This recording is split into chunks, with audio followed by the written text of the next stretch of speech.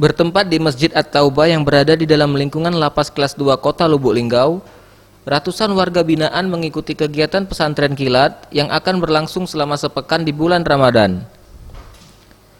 Kegiatan pesantren kilat ini nantinya akan memberikan pengetahuan keagamaan kepada para warga binaan Lapas Lubuk Linggau tentang tata cara membaca dan menulis Al-Quran dengan benar, belajar ilmu hadis dan fikih, serta belajar tata cara mengurus jenazah mulai dari memandikan, mengkafani hingga mensolatkan jenazah.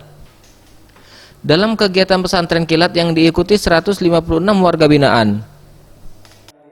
Jadi kita buka kegiatan pesantren kilat, maksudnya dan tujuannya adalah untuk melatih dan melancarkan baca tulis Al-Quran, baik itu tajwidnya, kemudian mengetahui fikihnya, dan satu lagi yang penting adalah perawatan.